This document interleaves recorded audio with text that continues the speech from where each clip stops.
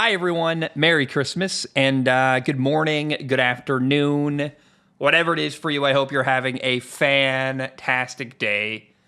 My name is Zach Schomler. This is Strong Opinion Sports, episode 688, a solo Zach episode today. No Nathan, God bless him. I love him. It's a weird week. It's a holiday week. He's with his family. I'm doing it by myself. I miss him a lot. I actually prefer doing the show with Nathan, but alas, it is just me today. And before we start the show, I got to tell you, this episode is brought to you by Prize Picks. Prize Picks is America's #1 fantasy sports app. Use Prize Picks while you watch NFL games this fall, because making picks makes watching games more engaging, and you could turn something like $5 into $50. Prize Picks offers quick and easy deposits. You can even use Apple Pay. So put your skills to the test in daily fantasy. Go to prizepicks.com/CLNS and use the code CLNS for a first deposit match up to $100. That's prizepicks.com/CLNS, code CLNS for a first deposit match up to $100. Prize Picks, daily fantasy made easy. All right, I don't know what you guys, I hope you're doing something fun on Christmas Day with your family. I will be, kind of got a marathon Christmas. I've been going to my adopted families for actual Christmas, and then Molly works on Christmas Day, my fiance. So her and I are doing Christmas on the 26th, and so it's technically Christmas Eve as I record right now. It doesn't feel like it. I've actually got some wrapping to do and all kinds of stuff left, but for real, I hope everyone has a really, really good Christmas day and a half, whatever that looks like for you heading into New Year's. I'm going to call an audible today. I was going to start with the NFL, but I'm not going to lie to you. I think, honestly, the most interesting piece of the last week, in my opinion, in the football world is actually the college football playoff, but not for the reason you would think. So, round one of the college football playoff happened last weekend. It was okay. It wasn't great. Number 12 Clemson lost to number 5 Texas 38-24.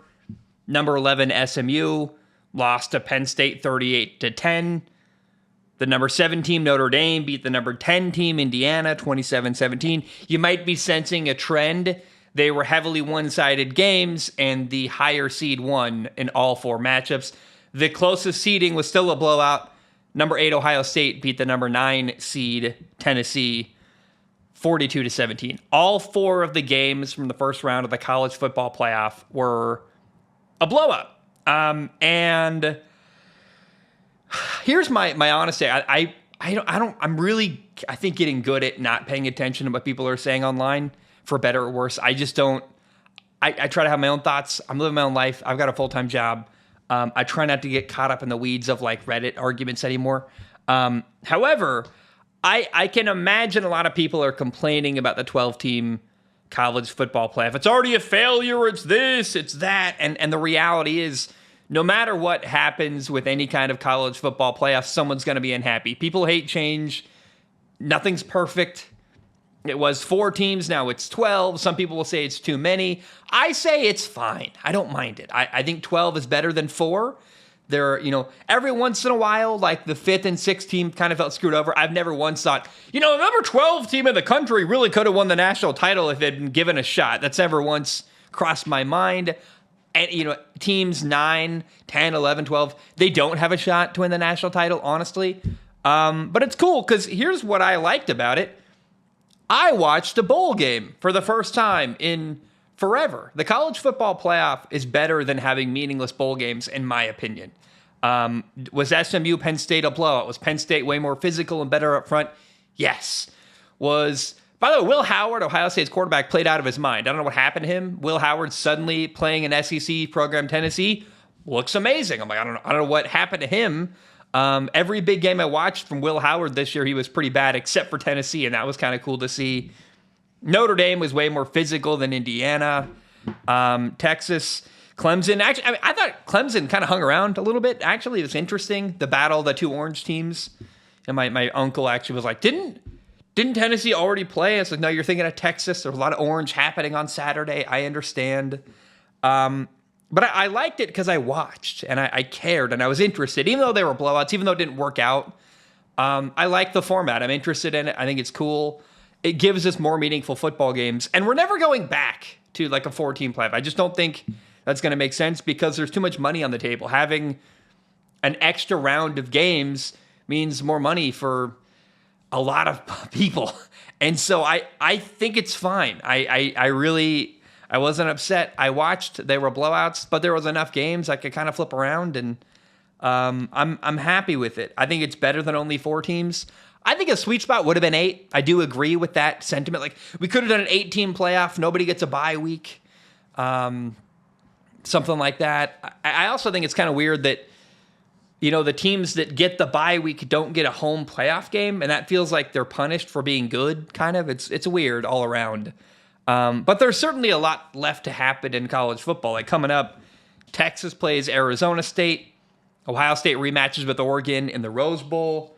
Georgia's going to play Notre Dame. By the way, Georgia quarterback Carson Beck is out for the year, so that's a really interesting added wrinkle where Notre Dame, pretty solid up front. They're a really physical football team. They've got a shot to beat Georgia, in my opinion. And Penn State plays Boise State. Penn State just doesn't have a quarterback at all. And I don't think Boise State's going to win. Just they're going to get probably manhandled up front. But I don't count Boise State out entirely. It's interesting. I think all the remaining games left in college football are fascinating in some way and some angle there. And it's cool. And so I just want to share. I don't really know what the conversation was around the college football playoff this week. You know, Monday, Tuesday, Sunday, whatever. But to me, I kind of enjoyed the college football playoff round 1. I like that I cared. I like that I was invested. I didn't like that games were over by halftime. I think maybe, you know, I don't know why the college football chose the matchups they did. I think you could have reworked things and made things more interesting. They do get to pick the seeding. It's totally subjective. And I think they could have given us better matchups maybe. But I don't think 12 teams is the problem. I don't think it's a thing you need to go away from or solve. It's just unfortunate that the way it worked out this year, we got 4 blowouts, and I think the experiment lives on, and I'm excited for next year. But I don't want to hit the panic button on the college football playoff. And again, I can't stress enough how much more I like a meaningful playoff game than a random, like Washington State plays in the Holiday Bowl this year. I went to Washington State. I'm not going to watch the Holiday Bowl. I don't care. It's meaningless. It doesn't matter. Anyone going to the NFL is not going to play in that game.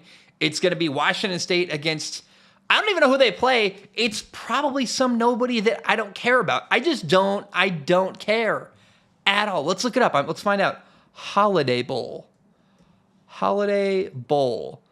Washington State plays Syracuse. Oh my goodness. We gotta tune in. No. I'm never again watching meaningless bowl games. I don't care at all. I don't care. And so even though the 4 games were a blowout, I so much more enjoyed a meaningful game than the damn Holiday Bowl. So I rest my case. Let me know what you think of the college football playoff, the 12-team setup. Look, year 1 wasn't perfect, and round 1 was a lot of blowouts. I don't like that, but I've really got no problem with it. So I rest my case. I want to talk about something that I think it's going to be brief, but it's interesting. Kansas City is still winning football games. They're 14-1. They beat Houston on Saturday. You know, the big storyline me and Nathan talked about last week, Patrick Mahomes has a sprained ankle. Maybe he shouldn't play, and let's see Carson Wentz. And he played. Patrick Mahomes played, not Carson Wentz, the starter. Patrick Mahomes played. He looked totally fine. They won. And it's just interesting how nonchalant and casually Kansas City keeps winning and winning and winning. This is a 14-1 football team. And by the way people talk about Kansas City, you would never know that. You would think Kansas City is just a garbage truck on fire. And the reality is, like, they're doing great. They continue to win. They're a really healthy culture. I think that's very clear that even with kind of a down year, for lack of a better term, in Kansas City, they just find a way to win every single week. They're 14-1. They are, right now, they should be the Super Bowl favorite in the AFC. And Houston's kind of struggling. You know, Tank Dell, their young receiver, had a bad knee injury, torn ACL, among other things, in his knee. He's out for the year. CJ Stroud had 2 interceptions. He's just doing too much. He's throwing the ball making bad decisions, trying, like pressing a little bit, not letting the game come to him. CJ Stroud is his best when he's decisive, gets the ball out of his hand quickly, and I don't like the phrase doing too much, but he's holding on to the ball too long and forcing throws that aren't there and not letting the game come to him, but trying to make stuff happen more than he needs to. But again, Kansas City, they're 14-1 somehow. They just are rolling. And I think it's interesting that there's all this talk and there's all this, I don't know. It's like, well, I'm pretty sure they're fine. They win every single game and they're finding a way. And every game is close and meaningful, but I think it really speaks to the culture of Kansas City that every week there's some new obstacle and no one panics. It actually reminds me, I was an installer once in HVAC. I do sales now, but I used to be an installer. Me and my partner, I won't say his name. He's a very weird, I mean this lovingly, like a private guy. I won't even say his name. But him and I worked together, and we got to the point where every day is like a puzzle. And every time you do an install, you're like, what's going to go wrong today? Is the coil not going to fit? Is the venting going to be impossible? Do we got to build a crazy transition? We're going to pull the furnace out and find that the base can's a total disaster. Like, there's all these things that can go wrong with an HVAC install. And early on in my career, when we would find a problem like that, we would panic and I would freak out. I'm like, how are we going to solve this? How are we going to figure it out? Oh no, we call our manager. And by the end of my time installing, it was like, oh yeah, like there's a problem every day. That's how it is. We'll figure it out. And we always did. And I think Kansas City's reached that point, and Patrick Mahomes especially has reached that point where, like, there is no situation you can put Patrick Mahomes in that he's not confident he can figure it out and make it work. And I think that just comes with experience and frankly, culture and having good people around you. And I've got a lot of confidence that the Chiefs are on the right track. And I think it's easy to fall in love with the Ravens or fall in love with Buffalo and the new people and the new teams and different, people in the AFC that you want to see someone new represent them in the Super Bowl. And the reality is it's probably going to be Kansas City again. They're just going to find a way. They're going to find a way like they have all year. And it's because kind of like when I became a seasoned installer, it's like you just run into problems and you're like, that's not a concern. We'll figure that out. Patrick Mahomes has a bum ankle. Well, someone else will step up and make a play. And it just, every week, a different character rises to the occasion to make plays happen for Kansas City. And Patrick Mahomes, of course, as well. But I just really am impressed with the culture they've built there. And the lack of panic. Something goes wrong, something weird happens, and they're like, yeah, nonchalantly, like, well, we'll figure it out. We're going to be okay, guys. Take a deep breath. Let's find a way to win this football game. And they usually do. By the way, it's time to hit kind of the panic button, in my opinion, in Pittsburgh. How do I say this? I know George Pickens is coming back. George Pickens, who I hate. He's a scumbag. He's a receiver for Pittsburgh. He's sued a couple of my friends for talking about him. Hey, I don't know if you know this. NFL players are public figures. You're allowed to talk about them publicly. When you threaten to sue people, it's really not cool, especially if the way they make their money and pay their bills is by talking about football. It's super messed up. I really hate it. I've hinted at it before. Nathan's not here. I don't think he's comfortable. I can talk about it. Dude, George Pickens sucks so bad. He is going after people I know, threatening to sue them. I'm not afraid of George Pickens. I think it's stupid. Like, hey, what do you mean? Like, because he's used name, image, and likeness as the reason for having videos taken down. It's like, what do you mean? Like, you're a public figure. I can't talk about you publicly. And by the way, a lot of things said about him that he doesn't like aren't even like bad. It's just him being weird. I think it's wrong. Anyway, I'm going on a diatribe here. George Pickens is going to return to the Steelers for the Christmas Day game against Kansas City. Whoop-de-effing do. I don't really care. It's the quarterback that's the problem. The Steelers had a 3-game stretch this year. Philly, Baltimore, Kansas City. 2 of those 3 games have just happened, and they failed. They failed Philly. They failed Baltimore. No matter what happens in this Kansas City game, I don't have any confidence the Steelers can win a Super Bowl. I thought the defense did enough to beat the Ravens during Week 16. In fact, they had a really awesome late interception. It's a one-score game in the fourth quarter. And then Russell Wilson throws a pick six and gives the Ravens a 2-score lead and basically ices the game for the Ravens. And it's like, oh yeah, there it is. There, the defense is awesome. The offense isn't quite great. And the quarterback, once again, is a limitation in Pittsburgh. I think the Steelers are fine. They're 10-5. They're like solid. They're one of the better teams in the AFC.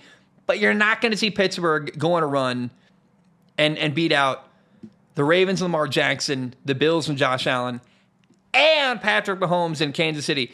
One of those three teams is going to go to the Super Bowl, and the Steelers are going to lose out. They're just not going to beat all three of those teams and get to a Super Bowl. It's not going to happen. It's not possible. It's not going to happen for them. And so I've given up all hope. These last two games have been very informative, and I have given up all hope at all of the Steelers going to and making a Super Bowl appearance. It's not going to happen. They're going to make a playoff game, and they're going to lose to a better, superior quarterback, whether that's Josh Allen, Lamar Jackson, or Patrick Mahomes. Take your pick. Any one of them is going to be the guy to knock them out. But it's just, this team is too limited at quarterback for the Steelers to make a truly deep Super Bowl run. All right. Something interesting is happening in Atlanta. Kirk Cousins has been benched. It was ugly. It was bad. I always think about this. Kirk Cousins plays for his father-in-law's favorite team. Like, you realize Julie Cousins, Kirk Cousins' wife, grew up in Atlanta. Her dad is a huge Falcons fan. So Kirk Cousins is the quarterback for the Falcons, or was the quarterback for the Falcons. He took the job, got paid a ton of money, and he played like garbage. How awkward are family dinners for Kirk Cousins, where he goes to hang out with his wife's dad, who's a lifelong Falcons fan, and the reason your father-in-law's favorite team is losing is because you suck. That's awful. It's hard enough, like, when you make a mistake in a relationship, and you got to look at, like, the parents who know your flaw. They know what you did wrong. They know you had a fight with your girlfriend or fiance, and you're at dinner, and everyone knows it. It's like this elephant in the room. That's already awkward. It's even worse if you're the Falcons quarterback and your father-in-law is a huge Falcons fan. It's terrible. I know I'm getting off track here, but I always think about that like, Kirk is failing and embarrassing himself to his own family. It's like so sad and weird and terrible. Anyway, Kirk Cousins got benched in favor of the young first-round pick, Michael Penix Jr., the quarterback out of Washington. And so Michael Penix Jr. made his first ever start in the NFL. He got a really, really good situation. He played the New York Giants, who, look, man, anybody who wins their first NFL start, round of applause. That's awesome. It's never easy, but he got about the easiest situation you could possibly have. Michael Penix Jr.'s first ever NFL start came against a terrible, terrible New York Giants team. He was 18 for 27, had 202 yards passing, had an interception, but I want to give context to the interception. It was right before halftime, 3rd and 2. Michael Penix Jr. makes a beautiful throw to Kyle Pitts, hits Kyle Pitts, the tight end, in the hands. Kyle Pitts, butter hands, can't hold on to the football. Ball bounces in the air, gets picked off. That interception was not Michael Penix Jr.'s fault. I felt kind of bad for him. And so I know it's the Giants. Like, you can't give this victory too much weight. However, Michael Penix Jr. looked really good and frankly better than Kirk Cousins did. And I find it exciting. I find it cool. Today, right now, if the playoffs were to happen, Atlanta would win the NFC South over the Tampa Bay Buccaneers. So the Buccaneers are 8-7. Atlanta's also 8-7, but they beat Atlanta head-to-head. And so they beat them twice. So with the same record, Atlanta's going to the playoffs, not Tampa. Tampa is slowly letting their own opportunity slip out of their fingertips. And interestingly enough, Michael Penix Jr. is now the quarterback leading Atlanta to the playoffs, not Kirk Cousins, which is clunky and awkward and sad, but he's going to get cut probably. And I don't know if Kirk Cousins plays again after this year. Honestly, maybe he goes to San Francisco and takes a huge pay cut. Actually, you know what? As I say that, that's genius and interesting. Remember years ago, the 49ers really wanted Kirk Cousins to go to San Francisco, but it didn't work out that way. They got Jimmy Garoppolo instead, blah, blah, blah, blah, blah. Kirk goes to Minnesota. Well, it's years later. The 49ers have an interesting, tough decision where they got to decide whether they're going to pay Brock Purdy or not. What if they just sidestep and go get a really favorable, team-friendly contract with Kirk Cousins? Because here's the thing. Kirk Cousins, I don't think is going to have a lot of options after this year. Maybe the Giants, maybe the Raiders, maybe the Jets. But, like, do those teams want Kirk Cousins? I don't know. And on top of that, does he want to be there? I think Kirk would take a really cheap deal to just play another year or two, get to do it with Kyle Shanahan, get to play in a great team in San Francisco, extend his career a little bit. Given the context of, hey, Kirk, it's either take, like, here's a number that's insane probably, but like, hey, Kirk, $20 million to San Francisco or retire or play for the Giants. Like, that's a no-brainer. Take less money, have a good time, try to go win a Super Bowl in San Francisco. Duh. That's obvious to me. So I think weirdly interesting narrative is whether or not Kirk Cousins could find his way now into San Francisco working with, remember, he played for Kyle Shanahan in Washington. Like him and Kyle have a relationship. They worked well together before. I just wonder if that could happen. I think that would be really interesting. And I kind of stumbled onto that this episode, but I find that idea fascinating. All right, I got to tell you about our next sponsor today. We are gearing up for the holidays, and the Game Time app is the best place to find NFL tickets. Which, by the way, tickets could be a great gift. I know Christmas is kind of here and come and gone, but maybe just like, hey, it's the end of the year, you want to care for someone you love, go buy someone you care about tickets. Take care of them around the New Year's season. Maybe you want tickets to an NFL playoff game. Or maybe your favorite college team has a bowl game coming up. On the Game Time app, you will find affordable tickets that are easy to buy. And here is what the Game Time app does for you. The Game Time Picks feature allows for a curation that makes it easier to save more on sports, concerts, comedy, theater, and other events. They've got all-in pricing, which is a feature that makes sure there are no surprise fees at checkout. You can get a panoramic view from your seat in the app before you buy your ticket. And Game Time has the lowest price guarantee, or Game Time will credit you 110% of the difference. And on top of all of that, Game Time has ticket coverage where your purchase is covered with the most flexible customer service policy in the ticketing industry. Download the Game Time app, create an account, and use the code CLNS for $20 off your first purchase. Terms apply. Again, create an account and redeem with the code CLNS for $20 off. Download Game Time today. What time is it? Game Time. Something kind of cool happened last weekend in Carolina. Carolina beat Arizona 36-30 in overtime. It was a huge win for the Panthers.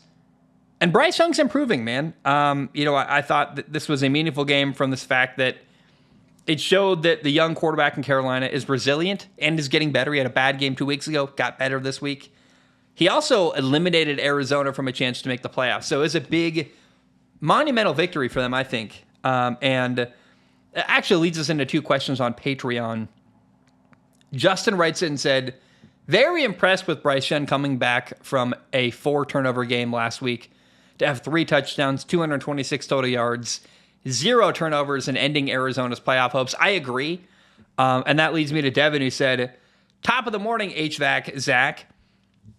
We are giving Dave Canales a year 2, right? If you're in his shoes, what are you adding to this Carolina team? I think you got to just, I don't know. I don't feel prepared yet and ready to answer what I think Carolina needs, whether that be offensive lineman or a receiving weapon. It also kind of depends on where you land in the draft and what's available. I think you pick either a lineman or a threat to help the offense. Either way, give Bryce Young some help in the draft, no matter where you land. Dave Canales year 2, absolutely. He's been. I know they're 4-11, but I think he's done a really good job bringing Carolina along. It's a process. You also can't fire a quarterback or a head coach after 1 year if you're Carolina. you've been so trigger happy with so many coaches in a row that you kind of gotta see this one out. It's going fairly well. I know they're 4-11, but you gotta just let this one play. You can't be quick on the draw here with Dave Canales. And I don't think he's done a bad job. I really don't. I like what Dave Canales has done. Bryce Young isn't perfect, but he is improving, and that's all you want. From where they were last year, Carolina's a much better football team. I think that's awesome. And what more can you ask for, quite honestly, in my opinion? Now, the NFC West is really interesting, by the way. It's coming down to two teams. The Rams are 9-6. Seattle is 8-7. This weekend, the Rams play Arizona, and Seattle plays at Chicago. Then, Week 18, the final week of the NFL season, they play each other. That could be for all the marbles. If the Rams lose this weekend and Seattle wins, that's a game for the division. That would be really interesting and really exciting. I hope that happens. Arizona has to beat the Rams this weekend in order to help Seattle. And I think it'd be cool to see Arizona find a way to, they're just eliminated, but maybe they're kind of upset and frustrated and they go beat the Rams. It's not impossible. It's really interesting. I do believe, I think, don't quote me on this. I think if they both win this weekend, Seattle's still eliminated. I'm not certain of that, but I don't think they can make up the game just even by beating them. So I keep your eye on that. There's a developing story here, but the NFC West is getting really... Oh, let's find out. Okay, who can clinch? Let's look at it. The Rams can clinch with a Seattle loss. So if they win and Seattle loses, it's over. Or even if there is a possibility if they both win, the Rams can still clinch a victory. So if you're a Seattle fan, you're just desperately hoping that the Rams lose this weekend at home against Arizona. Now let's look at the NFL playoffs. If they started today, it'd be really interesting in my opinion. The NFC is really strong. Like, dude, the Vikings, for example, keep finding a way. They just beat Seattle this past weekend. In the NFC, two teams have already clinched a playoff spot: Philly and the Lions. The Lions are 13-2 with 2 games left. Philly's 12-3 with 2 games left. The Rams would be the number 3 seed right now at 9-6. Atlanta would be the number 4 seed, winning their division at 8-7. The NFC West and NFC South are not decided yet. It's Atlanta or Tampa. It's the Rams or Seattle. They're all neck and neck. Then in the wild card, 2 teams have also clinched. This is how crazy the NFC North is. The Vikings are 13-2. They got a playoff spot guaranteed. The Packers are 11-4 with a playoff spot guaranteed. Imagine being 13-2 and not even being sure if you're going to win your division. That's what the Detroit Lions are dealing with right now. It's really, really fascinating. And I don't know, man. It looks like the Lions aren't slowing down at all. They play the Vikings and the 49ers in their final 2 games. The Vikings are the last game of the year, actually, 2 weeks from now. So I think there's a chance the Vikings could still steal the division. It's not totally impossible. They have the exact same record, but it's unlikely. And then the final wild card spot in the NFC, if the playoffs started today, would be the 10-5 Washington Commanders, and they are 2 games ahead of Tampa, the number 8 seed. So it's very likely Washington is going to clinch their spot this weekend, which is just cool, man. They play the Falcons and the Cowboys. And that Falcons-Washington game is huge. 2 rookie quarterbacks, both fighting hard to secure a playoff spot. That's a massive, massive game this weekend. That game happens, looks like on Sunday, 12/29. What day is that? That is a 29 Sunday. Yep, so Sunday, I think it's Sunday Night Football. Wow. That makes sense a lot to me, though. That Sunday Night Football is a good game coming up. Falcons at Washington, really, really interesting, meaningful game. One of the few, like not a lot of these games this weekend are meaningful. A lot of things are already decided, like Jets Bills, for example. Who cares? That's dumb. But that game in particular, that Sunday Night Football game, Falcons at Washington, what a game coming up on Sunday. Now, if you look at the AFC side of the playoff picture, obviously Kansas City, a lot of these teams are already locked in. Kansas City, Buffalo, Pittsburgh, Houston, and the Ravens are all already solidified with a playoff spot. The NFC North, the AFC North is not decided, by the way. Pittsburgh and Baltimore are both 10-5. The final two wild card spots right now, if the playoffs started today, would be the Chargers and the Broncos, both at 9-6, and then the Colts are 7-8 behind them. Pretty much they're out of the running. So it's very unlikely. Technically, Cincinnati, Miami, and Indy are not out yet, but it's very unlikely for them to make a comeback and get into a playoff spot. What a story for Denver and Sean Payton, and for Jim Harbaugh and Justin Herbert. Looking like they're both going to make a playoff game. Year one with Jim Harbaugh in LA. Year one with Bo Nix in Denver. Very exciting. Changes have been made to both those West Coast franchises. And I guess they're in the AFC West. I wouldn't really consider Denver West Coast. But either way, looking like they're going to make a playoff spot. And that is very, very exciting. To me, the Super Bowl contenders, the teams likely to win a Super Bowl: Detroit, Kansas City, Buffalo, or the Ravens. And that's pretty much it. I'd like to... I guess Philly would be in the mix too as well, in my opinion. I think Philly's got a shot. I don't consider Minnesota really a threat. I guess threat's the wrong word. I don't think they're a serious contender. I don't think that Minnesota is going to beat Buffalo or Kansas City in a Super Bowl matchup. And I have a hard time believing in the Packers. And it feels unfair. They're just young. The Vikings and Packers are big unknowns and big unproven commodities, in my opinion. I've seen Jalen Hurts go to a Super Bowl. The Lions are incredible. I've seen Mahomes do it. I've seen Josh Allen and Lamar Jackson play incredible. I'm not going to jump on the bandwagon of Sam Darnold or of Jordan Love just yet. And so the biggest question marks, I think, in the playoff picture right now are the Packers and the Vikings. And then the Steelers, I know they're 10-5. It's fool's gold. They are... the Steelers are stealing the public opinion. If they're 10-5, and anyone who believes in them, it's nonsense. They're not a Super Bowl contender. Don't listen to their fan base. I consider myself a Steelers fan, but I'm just realistic. They're not a Super Bowl contender, in my opinion. All right, let's end the day with some questions from Patreon.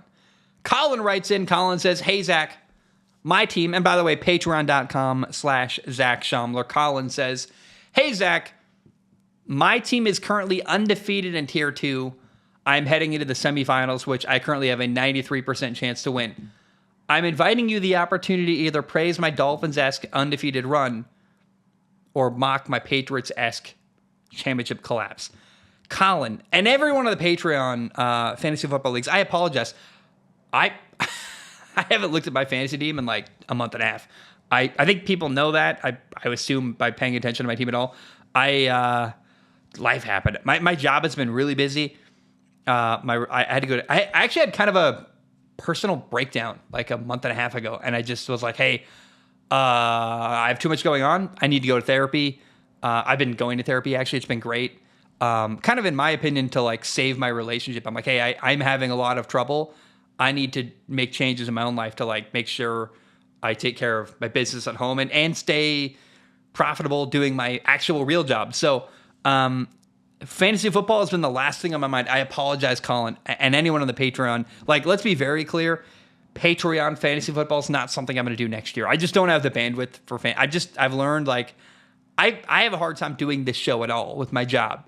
And I'm not going to do fantasy football next year. Anyone who's enjoying it, I love you guys so much. I appreciate it. I want to get it. I want to do it. I want to be involved. I just don't think I can't. I don't think fantasy football is my thing as my life is currently positioned. And also, either way, like I don't think I enjoy it. I think if I'm gonna ever do like a management thing again, I'd rather just play video games or something. Like I don't know. I just don't. I really enjoyed fantasy football last year. That was kind of a magical run. We had this great group chat. It was one league only. I think I made it too big this year, and I just burned myself out. And then I don't even know. My job is honestly really difficult for me. Anyway, so Colin, I wish you well in the Patreon fantasy football leagues. I just want to acknowledge that it's out there and it's happening, and that I haven't really participated in fantasy football in like a couple months, and I'm sorry. I haven't even checked my team. I don't know what's going on with them. They're probably awful. They're probably out. I forgot the playoffs even started. Got another question from Colin. Colin says, HVAC, Zach, I wanted to share an opinion based on a clip from the new Netflix series on Aaron Rodgers. His high school coach said he would bring him notes on Joe Montana film. With Aaron growing up in the West Coast scheme, learning the Bill Walsh brand of football and winning back-to-back MVPs under Matt LaFleur, is it reasonable to conclude the Jets need to find a strong West Coast mind to pair with him? I don't think Aaron's going to be with the Jets next year, to be totally honest. I think there's going to be a kind of a bidding war, actually. I think, but not the way you think. I think there are going to be multiple quarterbacks trying to get into the 49ers organization next year. I think Kirk Cousins, Brock Purdy, and Aaron Rodgers are all going to be fighting for that seat to be QB1 in San Francisco. And I don't know what's going to happen. I'll say this, man. I watched 20 minutes of the Aaron Rodgers documentary. Me and Molly watched it. Dude, Aaron Rodgers is such a fucking douchebag. I can't say it any other way. I really have tried to like this guy. I've been around like a surgeon a couple times in my life. Those guys think they are God's gift to the earth. In fact, actually, there's a TV show called St. Dennis Medical where the emergency room surgeon is like this guy who has like samurai swords on his wall, and he thinks he's the most edgy, cool dude, and he really thinks like he's the best thing at the hospital, and everyone's just lucky to be around him, and he thinks everything he says is so deep and meaningful. And that character from St. Dennis Medical, the ER surgeon, is frankly exactly what Aaron Rodgers comes across like in this documentary. He goes on this rambling, long diatribe about numbers and trying to like prove to these people on a plane. And I'm like, does this guy have friends? Like, is he, I don't get it. I think he just thinks really highly of himself. And you have to be a quarterback. I think he goes a little too far. And then Aaron clearly thinks everything he says is the most meaningful, deep, thoughtful thing anyone's ever thunk in their life. And it's like, dude, chill out. I really can't. I don't know. I really found Aaron. I watched 20 minutes-ish of that documentary and turned it off. I was like, I hate this too much. It's too uncomfortable. Aaron's a massive fucking douchebag. And it really, like, I don't know why they released this. I don't know what he wanted from this documentary. It makes him look awful, personally. I think he's hard to work with. I don't know why anyone would want Aaron Rodgers to be their quarterback, any NFL franchise. I think he is just really, really full of himself. And he comes across like a surgeon's a great one, or like one of those, Silicon Valley, $200 million tech CEOs who's like, I'm going to go to the Congo to like do blah, blah, blah. And like just has no idea how privileged and great their life is and how out of touch they are with everything else. And I think he thinks his farts don't stink, and he's just amazing. And I just don't.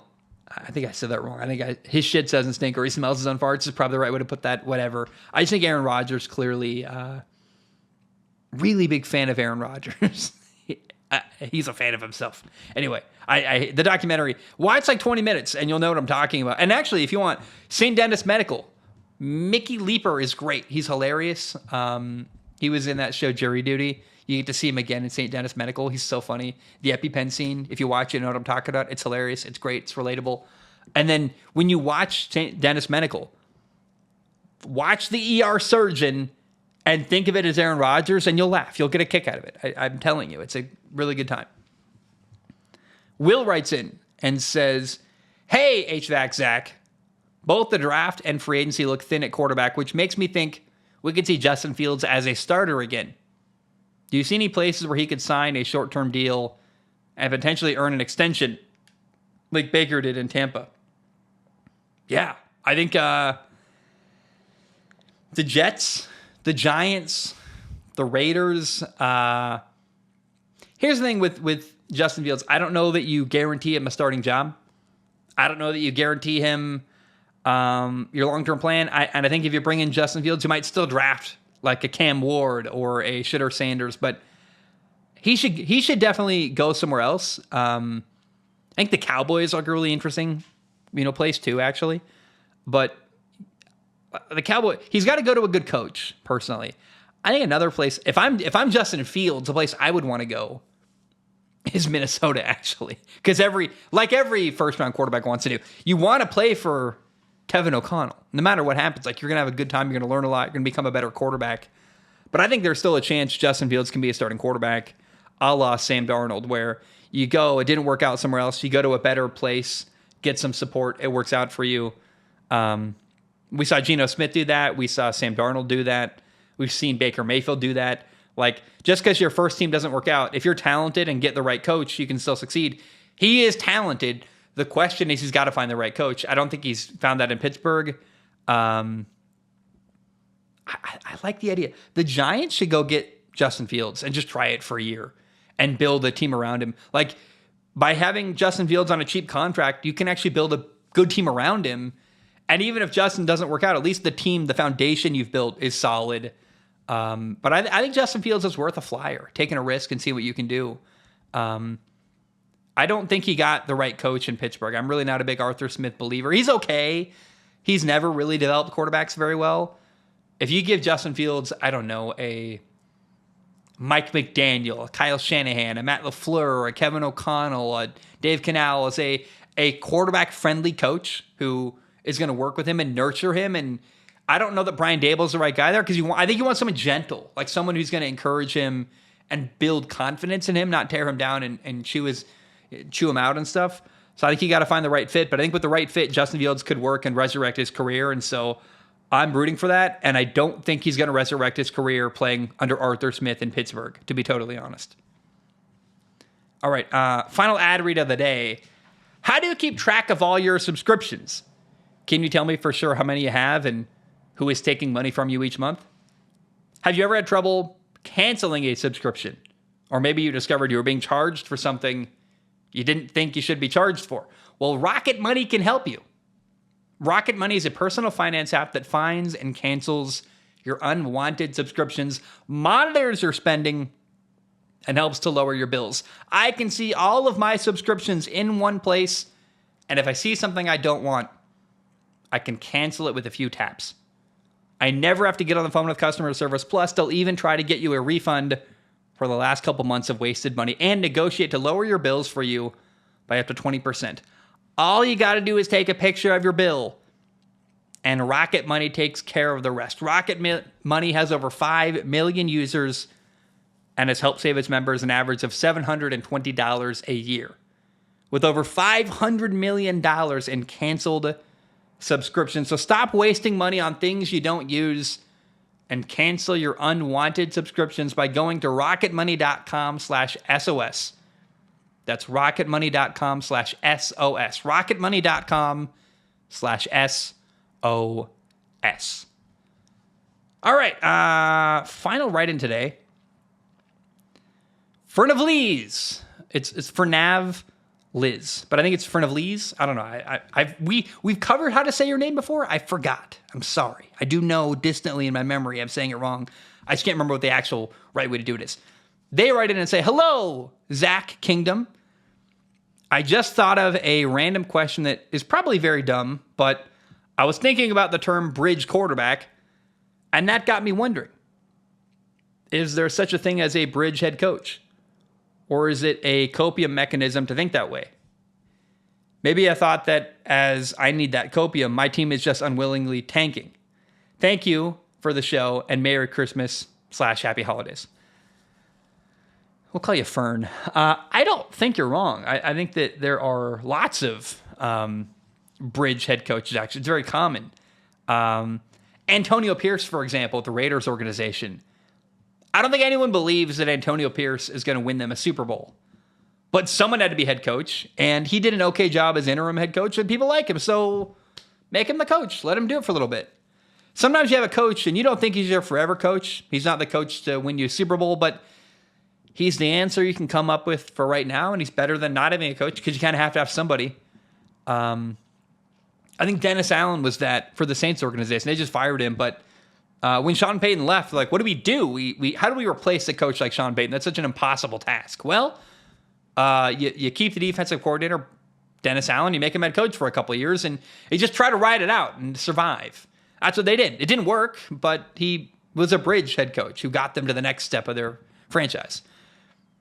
I think Mike McCarthy's a bridge coach in Dallas. I mean, there's a lot of them in the NFL. It's very common to have a coach who isn't your forever coach. Everyone kind of knows that. Maybe he doesn't. I think coaches always believe they can do something with it. But again, Antonio Pierce is the best example I can think of in the Raiders organization, where it's like no one thinks he's going to win a Super Bowl. They brought him in because he was okay as interim, and they can't have no coach. So that's your solution for now. And so I don't think it's a bad question at all, man. I think that a bridge head coach is actually a very, very common thing you see more often than we realize. It just requires you to be honest and objective about how good the coach can be and how well they can actually succeed. And the truth is, most people in the NFL are being set up to fail, but someone's got to coach, and there's very few people who really have a legitimate shot at winning a Super Bowl or making a deep playoff run. And that is, I think, just kind of a fact. Guys, that's a show for today. I love you. I appreciate you. I'll be back next week with Nathan. I miss Nathan. I really do. I prefer doing the show with him. It's not as fun for me when I'm by myself. I hope you have a great Christmas. I really do. I bought Molly a Ninja Creamy. I'm so excited. She's excited for that gift. But it also means I get like really yummy ice cream. So everyone kind of wins. And I can't wait for her to open it and be really excited and happy. Guys, I love you. I appreciate you. Hope you have a great day. And bam, we are done.